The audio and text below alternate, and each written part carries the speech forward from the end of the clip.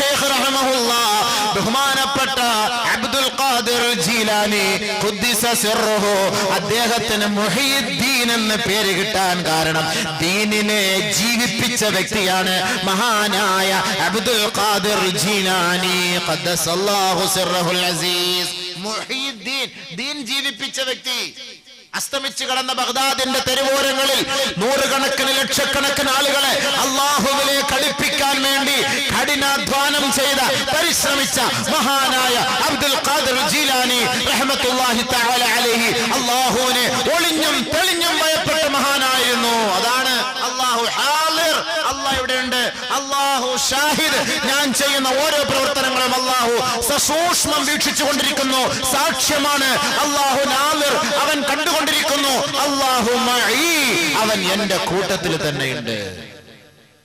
റാത്തീവും കഴിഞ്ഞ് രാത്രി പോകുന്ന വഴിക്ക് റോഡിൽ ഒരു തേങ്ങ കിടക്കുന്നു, ഉണക്കത്തേങ്ങ. പെതുക്കെ എടുത്ത് അങ്ങ് സൈക്കിളിന്റെ വിറകെടുത്ത് അങ്ങ് വെക്കും. എന്തോ ഇവൻ ദിക്റിയല്ലത്? അല്ലാഹു ഹാളിരി, അല്ലാഹു നാളിരി, അല്ലാഹു ഷാഹിദി, അല്ലാഹു മഈ. അല്ലാഹു ഹാളിറായിരുന്നു ഈ തേങ്ങ എടുത്തപ്പോഴും കണ്ടപ്പോഴും. അവൻ സാക്ഷ്യം വഹിച്ചു ഈ തേങ്ങ എടുത്തപ്പോഴും കണ്ടപ്പോഴും. അല്ലാഹു മഈ, ഇതെടുത്ത് ഞാൻ സഞ്ചിയിലിട്ട് വീട്ടിൽ കൊണ്ടുവരുമ്പോഴും അല്ലാഹു എന്റെ കൂട്ടത്തിലുണ്ടായിരുന്നു. ഇവൻ നാളെ വലിയാള് ചമഞ്ഞ് മുത്തഖിയായി സ്വർഗത്തിലേക്ക് പോകാൻ വേണ്ടി കടന്നു വരുമ്പോ പടച്ച തമ്പുരാൻ ചോദിക്കും, യൂതൽ അബ്ദു യൗമൽ ഖിയാമ, ഖിയാമത്തിന്റെ വേളയിൽ ഓരോരുത്തരെ ഹാജരാക്കപ്പെടുമ്പോൾ അല്ലാഹു തആല അവരോട് ചോദിക്കും, അദ്ദി അമാനതക, മോനെ നിന്റെ അമാനത്ത് നീ നിറവേറ്റടാ. എന്താണ് എന്റെ അമാനത്ത്? ഓർത്തു നോക്ക്. ഇന്ന പാതിരാ സമയത്ത് ഇന്ന പുരയിടത്തിൽ കയറി കരിക്ക് വെട്ടിയിട്ട് തിന്നില്ലേ? ഇന്ന പള്ളിയിൽ വെച്ച് ജുമാ നമസ്കാരത്തിൽ പങ്കെടുത്തപ്പോ ആദ്യമായിട്ട് ഇറങ്ങിപ്പോയി നല്ല ചെരുപ്പടിച്ചു മാറ്റിക്കൊണ്ട് പോയില്ലേ? ഇന്ന കടയിൽ നിന്നെ ജോലിക്ക് ഏൽപ്പിച്ചപ്പോൾ ആ ജോലിക്കാരനായി നിന്നുകൊണ്ട്, മുതലാളിയുടെ വിശ്വസ്തനായി നിന്നുകൊണ്ട് ആസ്മയുടെ പണി നടത്തിയില്ലേ? ആസ്മ എന്ന് പറഞ്ഞ വലുവ്, പൈസയുടെ വലുവ്, റിയാലിന്റെ വലിവ്. പെതുക്കെ നീ വലിച്ച് അടിച്ചു മാറ്റിയില്ലേ? എത്രയെത്ര ബൈക്കുകൾ കൊണ്ട് നിരത്തി വെച്ചപ്പോ പെട്രോൾ ഊറ്റിയില്ലേ? എത്രയെത്ര സഹോദരങ്ങളുടെ വീട്ടിൽ കയറി റബ്ബർ ഷീറ്റ് മോട്ടിച്ചില്ലേ? എത്ര സഹോദരങ്ങൾ പള്ളിയിൽ മറന്നു വെച്ചിട്ട് പോയ വാച്ച് നീ അടിച്ചു മാറ്റിക്കൊണ്ട് പോയില്ലേ? പള്ളിയുടെ കാണിക്ക വഞ്ചിയിൽ ഇടാൻ വേണ്ടി ബസ്സിൽ നിന്ന് എറിഞ്ഞ പൈസ അത് നിന്റെ പോക്കറ്റിലേക്ക് നീ താഴ്ത്തിയില്ലേ? അദ്ദി അമാനതക, അതൊക്കെ ഇങ്ങോട്ട് വീട്ട്, ഇങ്ങോട്ട് വീട്ട്. അല്ലാഹു ചോദിക്കുകയാണ്. ഉടനെ ഇവൻ പറയും, ഐ റബ്ബി കൈഫ, പടച്ചവനെ ഞാൻ അത് എങ്ങനെയാണ് വീട്ടുന്നത്? ഖദ് ദഹബത്തി ദുനിയാ, ദുനിയാവ് നഷ്ടപ്പെട്ടു പോയല്ലോ. ദുനിയാവിലായിരുന്നെങ്കിൽ ഞാൻ മടക്കി കൊടുക്കുമായിരുന്നു, പക്ഷെ ഇപ്പോൾ ഞാൻ എങ്ങനെയാണ് മടക്കി കൊടുക്കുക? അല്ലാഹ്, ദുനിയാവിലായിരുന്നേ ഉണക്കത്തേങ്ങാൻ കൊടുക്കാറുണ്ട്. വെറുതെ 3 രൂപയുടെ ഉണക്കത്തേങ്ങ എടുത്ത് പടച്ചവനെ ഇത്രയും നിസ്കരിക്കുക ഇബാദത്തും ചെയ്ത് ആ തേങ്ങാടെ പേരി ഞാൻ നരകത്തിൽ പോകേണ്ടി വന്നല്ലോ. അല്ലാഹ് ശപിക്കും. കാര്യമില്ല ശപിച്ചിട്ട്. അവിടെ തെങ്ങുമില്ല, പുരയിടമില്ല, ഇതൊന്നും കാണാനും പറ്റൂല. വല്ലവന്റെ മൊബൈൽ സുജൂതി കിടന്നപ്പം പതുക്കെ അടിയിൽ കൂടെ കൈയിട്ടെടുത്ത് മാറ്റിക്കൊണ്ട് പോവാ. പടച്ച തമ്പുരാനെ, തറാവീഹ് നമസ്കരിക്കാൻ വരുമ്പോൾ മൊബൈൽ വീട്ടിൽ വെച്ചിട്ട് വരണേ. കാണിരുന്ന് ഉറങ്ങിപ്പോയാൽ മൊബൈൽ കാണൂല. പിന്നെ പള്ളിയിൽ നിന്ന് കട്ടുകൊണ്ട് പോവാ, കൂലി കൂടുതൽ കിട്ടും ഇല്ലേ? പള്ളിയിൽ നിന്ന് അടിച്ചു മാറ്റുമ്പോ കൂലി കൂടുതൽ കിട്ടുമല്ലോ. ആലോചിച്ച് നോക്കി. എടുത്തോണ്ട് പോകുന്ന ആരുടെയെങ്കിലും സാധനം എടുക്കുന്നില്ലെന്ന് ഇവിടെ ആർക്കും ഒരു പ്രശ്നവുമില്ല, ഒരു പ്രശ്നവുമില്ല. എടുത്തു മാറ്റിക്കൊണ്ട് പോകും, എന്നിട്ട് നിസ്കരിക്കും, ദുആ ചെയ്യും. ഓ എല്ലാം ഓക്കെ, അല്ലാഹ് എല്ലാം കണ്ടോണ്ടിരിക്കുക, അങ്ങ് വാ. അല്ലാഹ് എല്ലാം കണ്ടോണ്ടിരിക്കുക, നീ എടുക്കുന്നൊക്കെ. പക്ഷെ അല്ലാഹ് എന്താ ഒന്നും അറിയിക്കാത്ത എന്താ? നീ അങ്ങ് പരീക്ഷാ ഹാൾ, ഇത് പരീക്ഷാ ഹാളാണ്. പരീക്ഷാ ഹാളില് നമുക്കറിയാവുന്ന സാറാണ് അധ്യാപകൻ, അദ്ദേഹമാണ് ഇതിന്റെ മേൽനോട്ടം വഹിക്കുന്നത്. അപ്പൊ സാറിന് ഏറ്റവും അടുത്ത ഒരു വിദ്യാർത്ഥി, സാറിന്റെ ഇഷ്ടപ്പെട്ട ഒരു വിദ്യാർത്ഥി ഈ ചോദ്യങ്ങൾക്കെല്ലാം തെറ്റായ മറുപടിയെ എഴുതിക്കൊണ്ടിരിക്കുന്നത്. സാറ് നോക്കും, അടുത്ത് പോയി ഇങ്ങനെ നോക്കുകയാണെങ്കിൽ നടക്കുമല്ലോ, മൂപ്പിൽ അങ്ങോട്ട്. അപ്പൊ നോക്കുമ്പം ഇവൻ അടുത്ത് എഴുതുന്ന മൊത്തം തെറ്റാണ്, മൊത്തം തെറ്റാണ്. സാർ എന്തേലും പറയാൻ പറ്റുമോ? അത് മാറ്റി എഴുത്, അത് തിരുത്തി എഴുത്, അത് അങ്ങനെയാണോ ഇങ്ങനെ വല്ലതും പറയാൻ പറ്റുമോ? പരീക്ഷാ ഹാൾ. എന്നാ ക്ലാസ് റൂമിലാണെങ്കിലോ ചെയ്യാൻ പറ്റുമോ? അങ്ങനെ തെറ്റിയാല് വീക്ക് കിട്ടൂല. അല്ലത് അതുകൊണ്ട് ഇത് പരീക്ഷാ ഹാളാണ്. നിങ്ങൾ ചെരുപ്പടിച്ച് മാറ്റണതും പൈസ അടിച്ച് മാറ്റണതും റബ്ബർ ഷീറ്റ് മോട്ടിക്കണതും തേങ്ങ എടുക്കണതും കരിക്ക് വെട്ടണതും പശുവിനെ അഴിച്ചുകൊണ്ട് പോണതും കോഴിയെ പിടിച്ച് അതിൽ നിന്ന് കോഴിക്കൂട്ടിൽ നിന്ന് എടുത്ത് രാത്രി ഫ്രൈ അടിച്ച് തിന്ന് പിന്നെ മറ്റേ മണിച്ചം വാട്ടറിൻ്റെ കൂടെ കുടിക്കുന്നതും ഇതെല്ലാം അള്ളാഹ് കാണുന്നുണ്ട്. കഷ്ടപ്പെട്ട് അധ്വാനിച്ച് ചീനി കൃഷി നടത്തും. നേരം വെളുക്കുമ്പോൾ എല്ലാം പൊഴുതുകൊണ്ട് പോകും. പകയന്മാര് ഇത് രക്ഷപ്പെടുവോ? ഇവരൊക്കെ ഇത് ഈ ചീനിയുടെ ഇതുമായിട്ട് മൂടുമായിട്ട് വരണം നാളെ ആഖിറത്തിൽ. ഇവ അള്ളാഹിന്റെ അടുക്ക പറ, പടച്ചവനെ ഒന്നും ഇല്ലല്ലോ അള്ളാഹ്, ദുനിയാവ് നഷ്ടപ്പെട്ടു, ഞാൻ ഇപ്പൊ എവിടുന്ന് എടുത്തു തരിക, എവിടുന്ന് എടുത്തെന്ന് കാണിച്ചു തരാം. ഉടനെ അല്ലാഹു തആല പറയും മലക്കുകളോട്, ഇൻതലിഖൂ ബിഹി ഇലൽ ഹാവിയ, ഇവനെ ഹാവിയ എന്ന നരകത്തിലേക്ക് വലിച്ചെറിയുക. ഫയുൻതലഖു ബിഹി ഇലൽ ഹാവിയ, ഹാവിയയിലേക്ക് ഇവനെ തള്ളപ്പെടുമ്പോൾ അവൻ നരകത്തിന്റെ ഏറ്റവും അടിത്തട്ടിലേക്ക് മുഖം കുത്തപ്പെട്ട നിലയിൽ വന്ന് കമിഴ്ന്നടിച്ച് വീഴുമ്പോൾ ഫയറാഹാ ഫയഅരിഫുഹാ കഹൈഅതിഹാ യൗമ ദുഫിഅത ഇലൈഹി.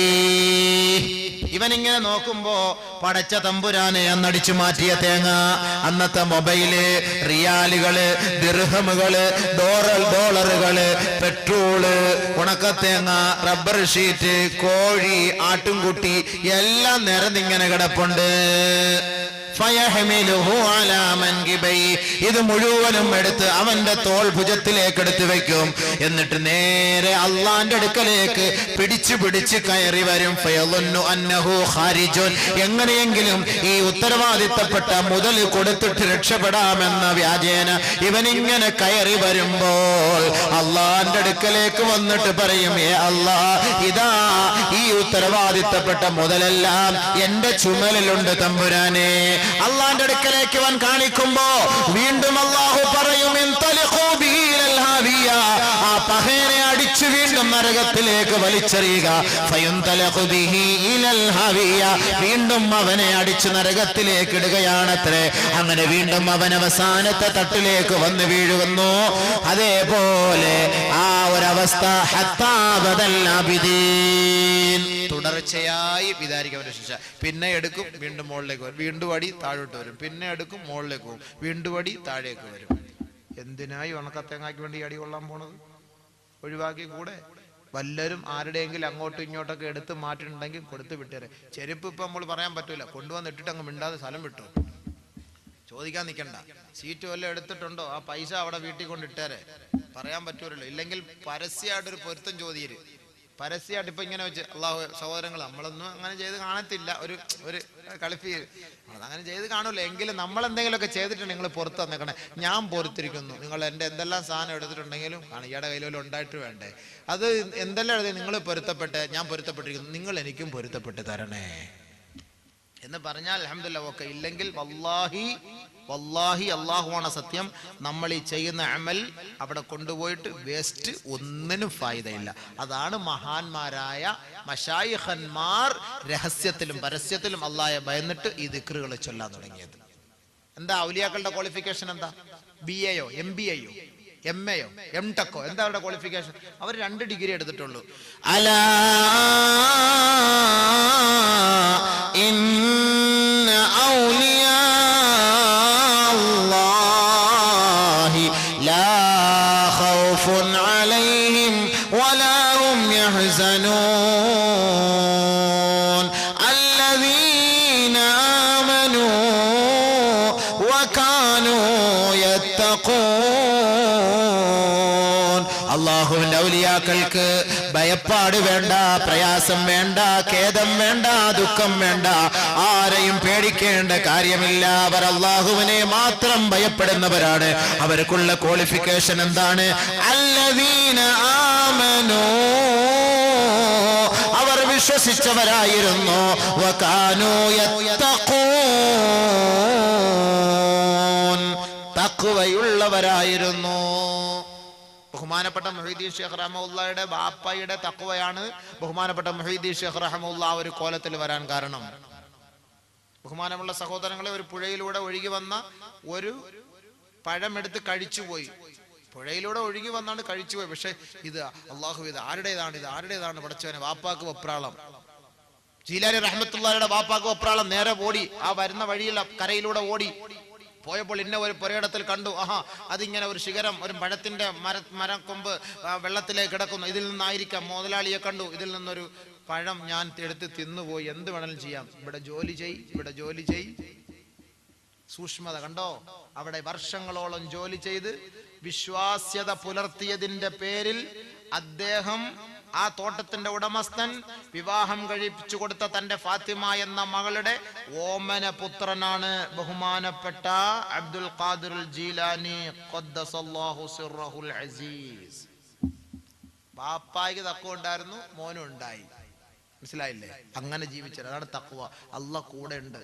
മൊഹീദ്ദീൻ ശൈഖ് റഹ്മത്തുള്ളാഹിയോടും ബാക്കി രണ്ട് മഹാന്മാരോടും ഒരു കോഴി അറുത്തു കൊണ്ടുവരാൻ വേണ്ടി കൊടുത്തുവിട്ട് ആരും കാണാതെ അറുത്തു കൊണ്ടുവരണം. രണ്ടുപേര് കാട്ടിന്റെ സൈഡിൽ പോയി നോക്കിയപ്പോൾ ആരുമില്ല, അറുത്തുണ്ടെന്ന്. മൊഹീദ്ദീൻ ശൈഖ് റഹ്മത്തുള്ളാഹി അതേപോലെ മടങ്ങിക്കൊണ്ട്, എന്താ ഉസ്താദ് ചോദിച്ചു, എന്തേ? അത് ആരെയും കാണാതെ അറക്കാൻ കഴിഞ്ഞില്ല, അള്ളാഹു കണ്ടുകൊണ്ടിരിക്കുന്നു.